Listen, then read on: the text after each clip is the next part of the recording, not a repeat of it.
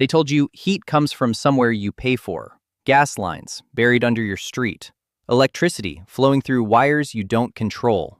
Or a solar system so expensive it locks you into a 10-year payback before you feel anything.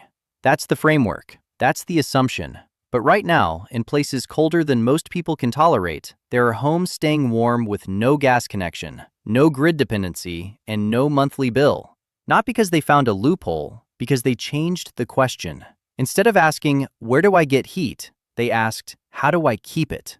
And that shift leads you to something most people ignore: sand.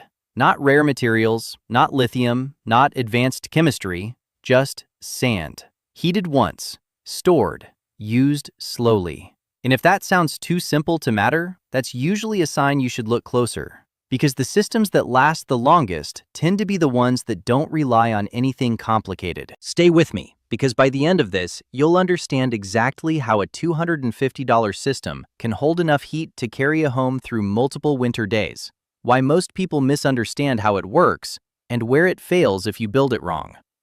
Before we get into building anything, we need to correct a misconception, because this entire idea gets dismissed for the wrong reason. People hear sand battery and assume it's trying to replace electricity. It's not. This is not competing with your power system. It's replacing your dependency on constantly generating heat. Those are not the same thing. A traditional heating system works like this. You need heat, you turn something on, it burns fuel or uses electricity, heat is produced. The moment you stop, the heat disappears. It's a real-time system, always consuming, always dependent. A sand battery flips that. You generate heat when it's easy, cheap, or free. Then you store it, and you use it later, slowly, over time. No flame running at night, no meter spinning while you sleep, no system cycling on and off every 10 minutes. Just stored thermal mass, releasing energy at a controlled rate. Now, here is where the conversation usually gets shallow online. People say, sand holds heat. That's true, but it's incomplete. The real concept underneath this is something called thermal storage capacity. Every material has the ability to absorb energy as temperature increases. The question is not whether it holds heat. The question is how much, how safely, and how predictably. Sand turns out to be unusually good across all three. It can be heated to very high temperatures without breaking down. It doesn't expand violently. It doesn't corrode pipes. It doesn't require pressure containment like steam systems. And most importantly, it's stable. You are not storing energy in a volatile form. You are storing it as temperature. That matters, because volatile systems fail suddenly. Thermal systems fail slowly, and slow failure is manageable. Now let's quantify this, because without numbers, this sounds like theory. Dry sand has a specific heat capacity of roughly 800 to 830 joules per kilogram per degree Celsius. That number by itself doesn't mean much until you scale it. Take 1 kilogram of sand, raise its temperature by 100 degrees Celsius. You've stored roughly 80,000 joules of energy. That's small. Now scale it to something real. Take 800 kilograms of sand, which fits inside a modest steel tank.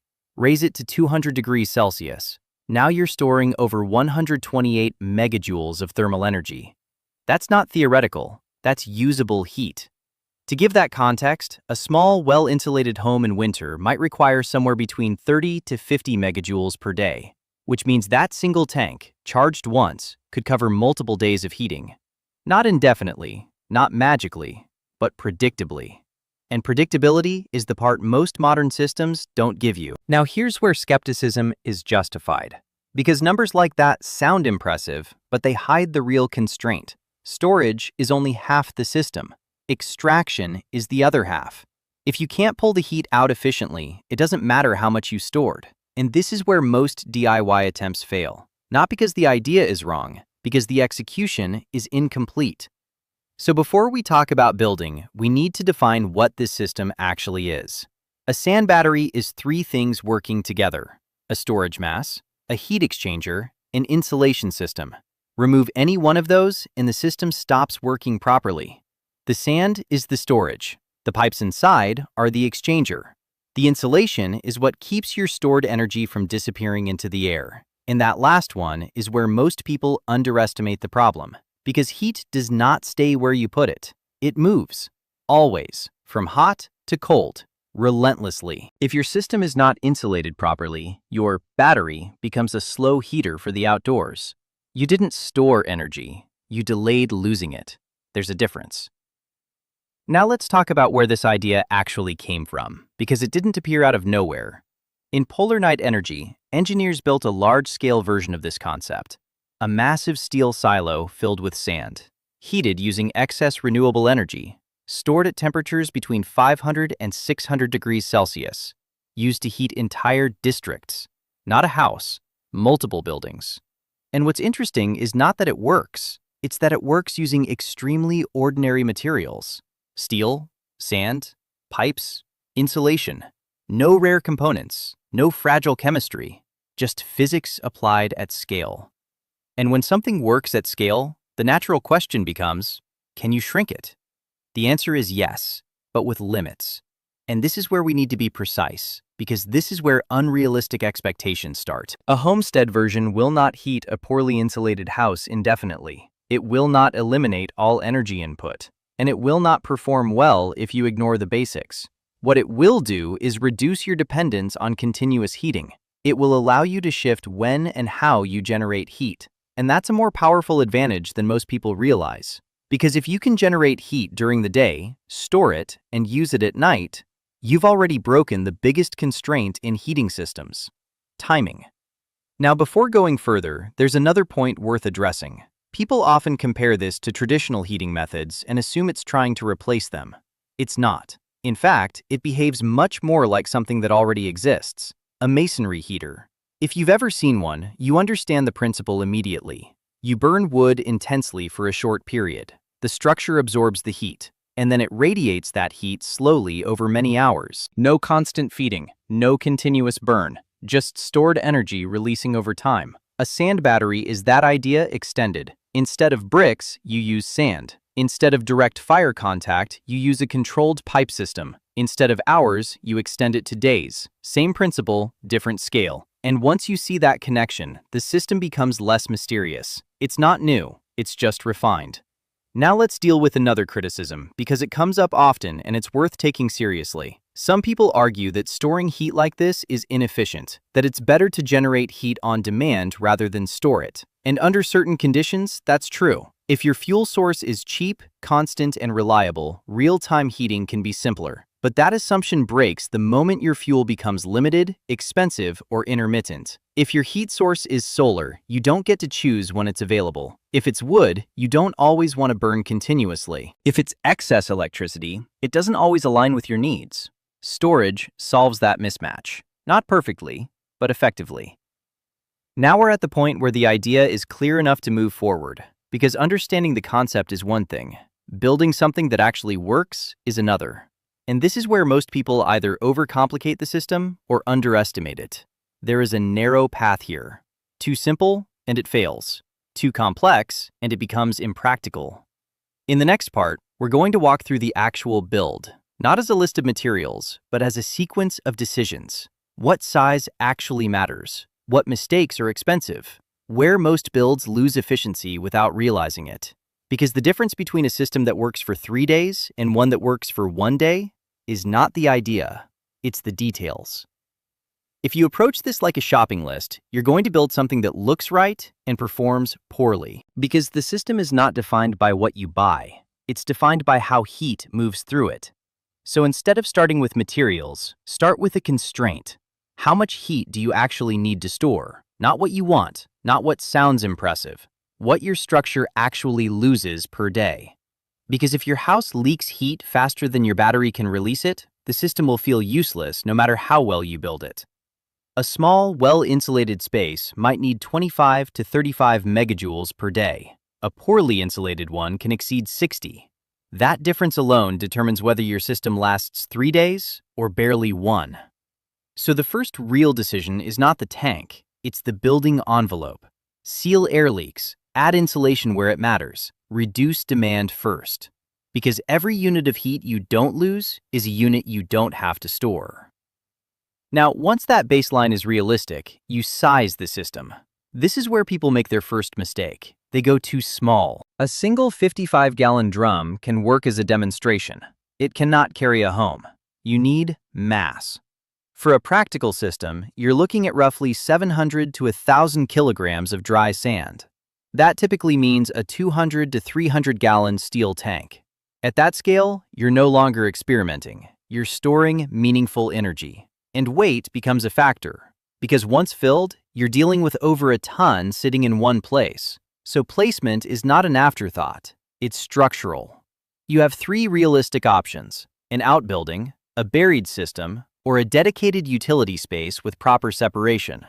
Most people choose the outbuilding, and for good reason. It isolates heat, reduces risk, and simplifies installation. But there's a subtle detail here that often gets ignored: distance. Every meter between your storage and your home is an opportunity for heat loss, and not theoretical loss, constant loss. If your pipe run is long and poorly insulated, you're slowly heating the ground instead of your house. So keep that run as short as possible, and treat pipe insulation as part of the system, not an accessory. Now we get into the core of the build, the part that determines whether the system actually works: the heat exchanger. This is not optional. This is not flexible. This is the system. Inside your sand mass, you need a network of pipe that does two things. It carries heat in and it carries heat out. If that transfer is inefficient, everything else becomes irrelevant. Most builds use a coiled steel pipe running vertically through the tank, and the reason is surface area. Heat transfer depends on contact. More pipe surface touching sand means faster charging and faster extraction. So when you hear someone say, "I just ran a straight pipe through the middle," understand what that means. They reduced their system's effectiveness before they even turned it on. A proper coil fills the volume. It stays evenly spaced from the tank walls, and it maintains consistent contact with the surrounding sand. You're trying to eliminate empty zones, because air gaps are the enemy here. Air insulates, and insulation inside your storage mass is exactly what you don't want. So when the coil is installed, the next step is not just filling the tank, it's packing it correctly. Dry sand only, no exceptions, because moisture introduces two problems. First, at high temperatures, water turns to steam. Steam expands, and expansion inside a sealed or semi-sealed system creates pressure. Second, moisture accelerates internal corrosion, which means your pipe system fails from the inside where you can't see it. So the sand must be dry, and it must be packed in layers, not dumped. Layer, settle, because loosely packed sand creates voids, and voids reduce thermal conductivity, which slows both charging and discharge. This is one of those details that feels minor while you're building and becomes critical when you're using it. Now we come to the part most people underestimate: insulation. Not basic insulation, high temperature, purpose-built insulation. Because your storage temperatures are not mild. Even at 150 to 200 degrees Celsius, you are far beyond what standard materials handle well over time. So if you wrap this with regular fiberglass and call it done, you're building a slow leak. The correct approach uses ceramic fiber insulation. Thick layers, fully wrapped, no exposed sections. And this includes the base, because heat doesn't just escape sideways, it moves downward into the ground, continuously. If the bottom is not insulated, you're feeding energy into concrete and soil, which never gives it back when you need it. Then you seal that insulation with an outer shell, metal cladding, not for heat, for protection. Because insulation that gets wet or compressed stops working. And once that happens, your entire system performance drops. Now, once the storage is built, we connect it. And this is where another common mistake shows up. People try to run the sand battery directly into their home system. That seems simpler, but it creates control problems. Instead, you separate the systems. Your sand battery runs its own loop, your home runs its own loop, and between them sits a heat exchanger. That separation gives you control. It allows you to move heat without mixing fluids. And more importantly, it lets you regulate when heat flows. Because you don't always want heat moving, only when it's useful. Which brings us to control. A simple temperature switch, often called an aquastat, determines when your system activates. If the battery temperature is high enough, pumps run. If it drops below a threshold, they stop. That single control point prevents one of the most frustrating failures: circulating lukewarm fluid that never actually heats your space. Now, at this point, the system is physically complete, but it's still empty. because stored heat has to come from somewhere. And this is where flexibility becomes one of the system's biggest advantages. You're not tied to one source. You can use solar thermal collectors. You can use wood through a high-efficiency burn system. You can even use excess electricity if it's available. The key is not the source, it's the timing. You generate heat when it's convenient, you store it, and you decouple production from use. That's the shift. Now, before moving forward, there's a reality check that needs to happen here, because this is where people either overestimate or underestimate the system. This is not a perpetual heater, it is a storage system. It will run out, and when it does, it doesn't fail suddenly, it declines. Temperature drops gradually, output weakens, and that's actually an advantage because you can see it coming. You can recharge before it becomes a problem. In the final part, we're going to look at real performance, how long it actually lasts, what changes those numbers dramatically, and why two identical systems can behave completely differently in practice. Now we get to the part people care about most. Not the idea, not the build, the outcome. How long does it actually last? And the honest answer is uncomfortable, because it depends less on the battery than on everything around it. Take a properly built system, around 800 to 900 kilograms of dry sand, charged to roughly 180 to 220 degrees Celsius, well insulated on all sides. That system holds somewhere in the range of 120 to 150 megajoules of usable thermal energy. On paper, that sounds precise. In reality, it's only half the equation, because your home decides how fast that energy disappears. A tight, well-sealed structure might use 25 to 30 megajoules per day. That gives you 4 to 5 days of usable heat from a single charge. Same system, different house. Poor insulation, air leaks, constant heat loss. Now you're using 50 to 60 megajoules per day. That same battery drops to 2 days. Nothing changed in the tank. Everything changed in the envelope. This is where most expectations break. People assume the system underperformed. In reality, it performed exactly as physics allows. The loss was never in the storage. It was in the building. Now here's something that doesn't get talked about enough. Discharge behavior. A sand battery does not release heat at a constant rate. It starts strong, high temperature difference, high transfer rate. Then it slows. As the temperature inside the sand drops, the gradient shrinks, and with it, your output, which means the first 24 hours feel powerful. The last 24 hours feel weaker. Not because the system failed, because that's how thermal systems behave. And once you understand that, you stop trying to stretch a single charge too far. You recharge earlier. You stay in the efficient range. That's how the system is meant to be used. Not as a one-time fill, but as a cycle. Charge, store, use, repeat. Now let's talk about the biggest variable people ignore: consistency. A system like this rewards routine. If you recharge every 2 to 3 days, the temperature never drops too low. Your output stays stable. Your home stays comfortable. If you wait too long, you fall into the low efficiency zone, and recovering from that takes more energy than maintaining it. That's the difference between using the system and managing it. Now, there's one final point that needs to be clear, because this is where the idea either becomes practical or stays theoretical. This system does not eliminate effort. It relocates it. Instead of paying a bill every month, you invest time up front. You build it. You insulate properly. You understand your heat demand. And then you maintain a rhythm. For some people, that trade is not worth it. For others, it changes everything. Because once the system is running, something unusual happens.